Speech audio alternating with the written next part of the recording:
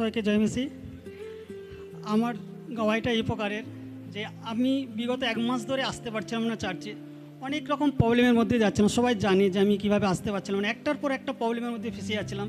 কিন্তু এত কিছু প্রবলেমের মধ্যেও কিন্তু লাস্ট যখন প্রবলেমের মধ্যে আমি ছিলাম তখন একটা খুব খুশির খবর পেলাম, সেটাই আজকে আমার গাওয়াই। শুরু হচ্ছে 13/3/2026 থেকে। সেই 13/3/2026 ছিল ফ্রাইডে। সেদিন আমি অফিস থেকে ফিরে বাড়িতে বসেছি, হট করে মোবাইলে একটা মেসেজ, যে অ্যাজ একটা ইন্টারভিউয়ের মেসেজ আসে যে আপনি সিলেক্টেড, কিন্তু ইন্টারভিউয়ের জন্য আপনাকে ডাকা হয়েছে। তো ইন্টারভিউটা ছিল 18 তারিখ। 13 তারিখ মেসেজ দিল। ইন্টারভিউটার প্লেস ছিল লখনৌ। তো আমি তখনই ভাবলাম যে এত তাড়াতাড়ি কীভাবে যাব, টিকিট কীভাবে পাবো, কি করব। তো এই ভাবতে ভাবতে 13 তারিখ কেটে গেল। 14 তারিখ যথারীতি আমি হাজির এলাম রিজার্ভেশন কাউন্টারে। বলো কোনোভাবে কোনো টিকিট পাওয়া যাবে না।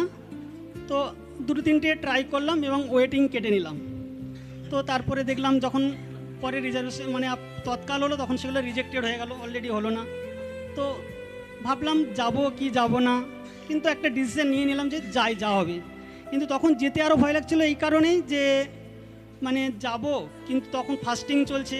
তো কিভাবে যাব, এতটা কিভাবে নিজেকে কন্ট্রোল করব, সেই চিন্তাভাবনা করতে করতে অনেক খোঁজাখুঁজি করতে করতে একটা ট্রেন পেলাম, যেটা দেখলাম আমার কলকাতা থেকে লখনৌ যাচ্ছে 14 ঘন্টা টাইম লাগছে। তো দেখলাম যে এই ট্রেনটা ঠিক আছে, কারণ যতই হোক এটাতে যাব। তো ওই ট্রেনটায় আবার রিজার্ভেশন ট্রাই করলাম, কোনোভাবেই পেলাম না। তারপর তৎকাল, সেখানেও পেলাম না। তারপরে আলটিমেট ডিসিশন নিয়ে নিলাম ঈশ্বরকে ডেকে যে আমি এটাতে জেনারেলি চলে যাব, কারণ 14 ঘন্টা টাইম, একটা দিনের মধ্যে চলে যাব, কোনো অসুবিধা নেই। ট্রেন ধরে নিলাম, গিয়ে পৌঁছে গেলাম লখনৌ। পরের দিন ইন্টারভিউ, সেখানে গেলাম। সেখানে যাওয়ার পরে আমাকে বলছে যে আপনার একটা ডকুমেন্ট শর্টফল আছে, আপনি নিয়ে এসছেন। আমি জানি না যে আমার ডকুমেন্ট শর্টফল আছে, কারণ এই যে অ্যাপ্লিকেশনটা করেছি 11 বছর আগেকার ঘটনা। তো 11 বছরে কার কী মনে আছে, কোনো কিছুই নেই তার। তো আমাকে যখন দেখালো খুলে আপনার এটা শর্টফল আছে, দেখলাম হ্যাঁ এটা একদম অথেন্টিকেট শর্টফল।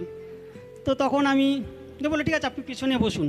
তো আমি পিছনে বসে আছি, ঈশ্বরকে বলছি যে প্রভু আমি এতটা এসছি, এত কঠিন পরিশ্রমের মধ্যে আমি ফিরে যাব। তো যাও, একটা খারাপ লাগছিলো, আর ঈশ্বরকে ডাকছি যে এটা থেকে যে কোনোভাবে আমাকে পার করে দিন, ঠিক আছে। তো তারপরে যে ছিল ইন্টারভিউ, ওখানে ডকুমেন্ট ভেরিফিকেশন করছিল, আরেকজন এলো, এসে বলছে কি আপনার কী প্রবলেম। আমার এই একটা ডকুমেন্ট শর্টফল আছে বলেছে। বলছে আরে এটা তো ঠিকই আছে, আপনার সব জায়গায় যখন একই আছে, একটাতেও ডকুমেন্টস ভুল হতে পারে, ঠিক আছে ওটা আপনি দিয়ে দেবেন। তো বললাম ঠিক আছে কোনো অসুবিধা নেই। তবে এখন বললো যে এটা একটা লিখিত দেন। ঠিক আছে লিখিতে দিচ্ছি। তখন বলে না হিন্দিতে লিখিতে দিতে হবে, যেটা আমার পক্ষে একদম অসম্ভব ছিল। তো আমি বললাম না এটা আমি একদমই পারবো না। তারপর বলছে তা কেন পারবেন না। আমি দেখো, তারপরে একজন বললো আর কি যে উনি যে অ্যাপ্লিকেশন ফর্মটা ফিল আপ করেছে সেটা দেখুন পুরোটাই ইংলিশে করা আছে, অতএব আমরা বাউন্ড না ওনাকে হিন্দিতে লেখানোর। তো বললো ঠিক আছে কোনো অসুবিধা নেই, তাহলে আপনি ইংলিশে লিখিত দেন। তো আমি লিখিত দিলাম, দিয়ে চলে এলাম। তো এই মাসের ঘটনা। এবং আসার পরে আমি প্রতিদিন ট্রাই করতে থাকি, দেখতে থাকি যে একটার পর একটা কোন যেটা রেজাল্ট বেরোচ্ছে কি বেরোচ্ছে না।